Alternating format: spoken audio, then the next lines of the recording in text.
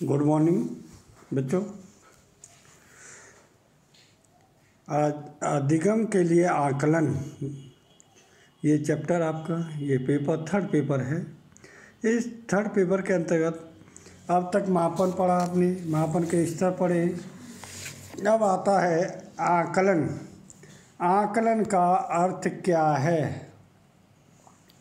आकलन का अर्थ क्या है या आकलन का तात्पर्य क्या है? आकलन का अभिप्राय क्या है? अब देखें आकलन का अर्थ। ये तीनों चीज़ें अभिप्राय, तात्पर्य और अर्थ, इन तीनों का भावार्थ एक ही है। आकलन में विस्तृत अर्थ आकलन से अभिप्राय है, विभिन्न विधियों और उपकरण से है जिन्हें शिक्षक मूल्यांकन, मापन संबंधी प्रमाणों, प्रलेखों की तैयारी, अधिगम प्रगति के कौशल, उपलब्धि अथवा विद्यार्थी की शैक्षिक आवश्यकताओं के लिए उपयोग में लाते हैं। इसे क्या कहते हैं? आकलन का अर्थ। निम्नलिखित मनोवैज्ञानिकों द्वारा इसकी परिभाषाएं दी। हार्विन 1991 में परिभाषा दी। आकलन छात्रों को व्यवस्थित विकास के आधार का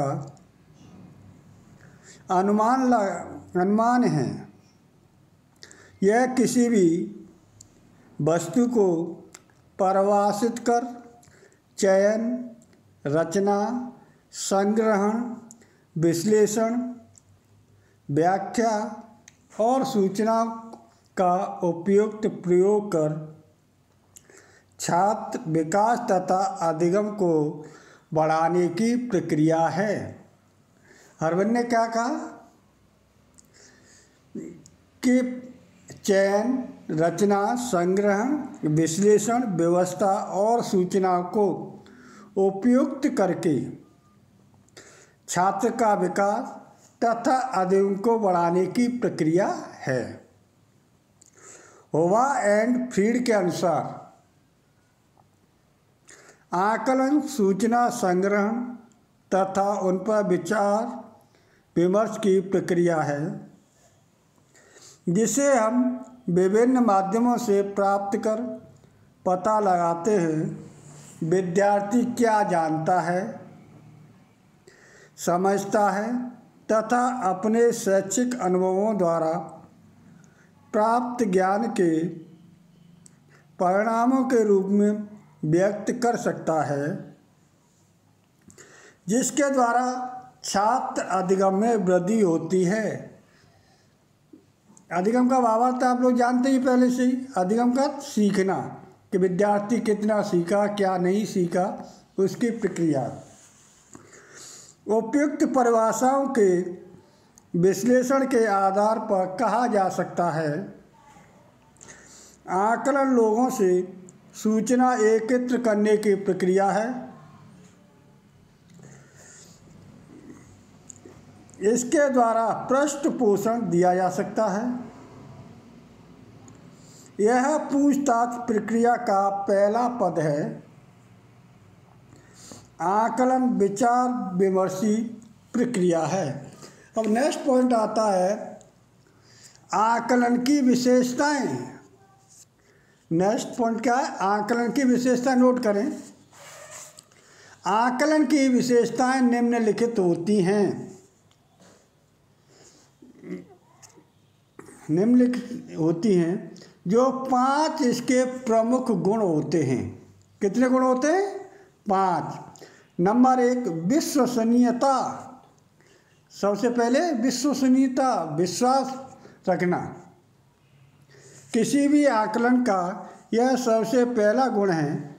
आकलन किसी भी समय या परिस्थिति में किया जा सकता है, किंतु उसका परिणाम सदैव समान आना चाहिए, तभी यह विश्वसनीयता कहलाता है।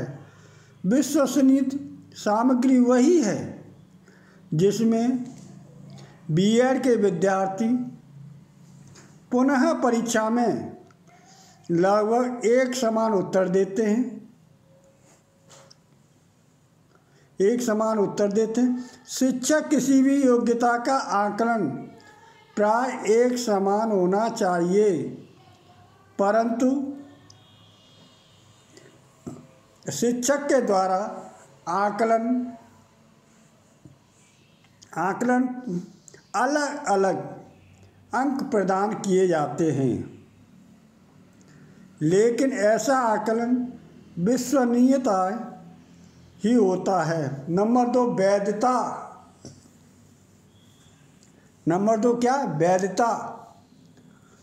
वैध आकलन वही होता है जो वास्तव में उन्हीं उद्देश्यों का आकलन करे जिस उद्देश्यों के लिए उसका निर्माण किया गया है, लेकिन प्राय शिक्षक ऐसे प्रश्नों को बच्चों से प्रश्न पूछने लगते हैं जो प्रामाणिक नहीं होते। एग्जाम्पल के लिए, यदि छात्रों के कुछ बिंदुओं को याद करने की शक्ति को जांचने हेतु प्रश्न बनाना है तो ऐसे प्रश्न बना दिए जाएं जो उनकी तर्क शक्ति की जांचें। नंबर 3 मानवीकरण। नंबर 3 कौन सा है? मानवीकरण। एक मानवीकृत आकलन वही होता है जो विद्यार्थी को एक समय सीमा, समान प्रकार प्रश्न, समान निर्देशों को दिया जाए और जिसमें छात्र समान अंक अर्जित करें। मानवीकृत प्रांतांकों में होने वाली त्रुटियों को समान कर देता है। विशेषतः यह पुष्टि परीक्षक की आत्मनिष्ठा के कारण होती है। नंबर 4 व्यावहारिकता। नंबर 4 कौन सी है? व्यावहारिकता लिखें। आकलन लागत, समय और सरलता की दृष्टि से वास्तविकता, व्यावहारिक एवं कुशल होना चाहिए। ऐसा भी हो सकता है कि आकलन का कोई उपाय आदर्श हो किंतु व्यवहार में उसे न लाया जा सके। ऐसे तरीकों को भी अपनाना चाहिए। उदाहरण के तौर पर विद्यार्थियों को प्रयोगात्मक परीक्षाओं में सभी विद्यार्थियों को एक प्रयोग के स्थान पर अलग अलग प्रयोग देना अधिक सुविधाजनक एवं व्यवहारिक है। नंबर 5 उपयोगिताएं। नंबर 5 क्या है? उपयोगिताएं। लिखिए, आकलन छात्रों के लिए उपयोग भी होना चाहिए। आकलन से प्राप्त परिणामों को छात्रों को बता देना चाहिए जिससे वे अपनी कमियों को सुधार कर सके। आकलन द्वारा ही इसका पता लग सकता है कि किस दिशा में सुधार करना है। और नेक्स्ट पॉइंट आता है आकलन का क्षेत्र। नेक्स्ट क्या है? अभी आपने क्या पढ़ा? आकलन का अर्थ, आकलन की विशेषताएं। नंबर 3 आकलन का क्षेत्र। अब आइए आकलन के क्षेत्र में। आकलन के द्वारा छात्र के संवेगात्मक, नैतिक, सामाजिक, शारीरिक तथा बौद्धिक विभिन्न आयामों का पता लगाया जाता है। आकलन से हमारा संबंध केवल छात्रों की बुद्धि उपलब्धि से न होकर उसके संपूर्ण व्यक्तित्व से है। आकलन के अंतर्गत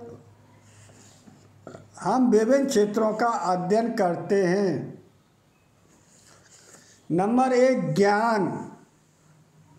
किससे? नंबर 1 क्या है? ज्ञान या नॉलेज। आकलन में इस बात का अध्ययन किया जाता है कि छात्र में विषय वस्तु के संबंध में कितना ज्ञान अर्जित किया जाता है। नंबर 2 कुशलताएं। कुशलताओं का संबंध पाठ्य विषय वस्तु से संबंधित कुशलताओं से है। नेक्स्ट रुचियाँ, कि छात्र किन में इंटरेस्ट रखता है, रुचि में इंटरेस्ट। इसका संबंध किसी विषय वस्तु या क्रिया को पसंद करने या न करने से है। अभिरुचि परीक्षणों का आयोजन इसी उद्देश्य से किया जाता है। नेक्स्ट बोध या अवबोध। बोध या अवबोध। बोध से तात्पर्य यह है छात्र द्वारा सीखी हुई सामग्री को कितने प्रकार से व्याख्या की जा सकती है। नेक्स्ट योग्यता। छात्रों की योग्यता का ज्ञान प्राप्त करना। योग्यताएं समान तथा विशिष्ट दोनों प्रकार की होती हैं। नेक्स्ट पॉइंट सूचना। छात्र ने ज्ञान के संबंध में कितनी सूचनाओं का संकलन किया है। बुद्धि। यह ज्ञात करना है कि कुछ छात्र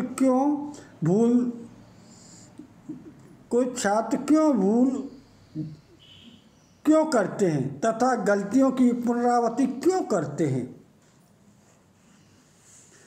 शारीरिक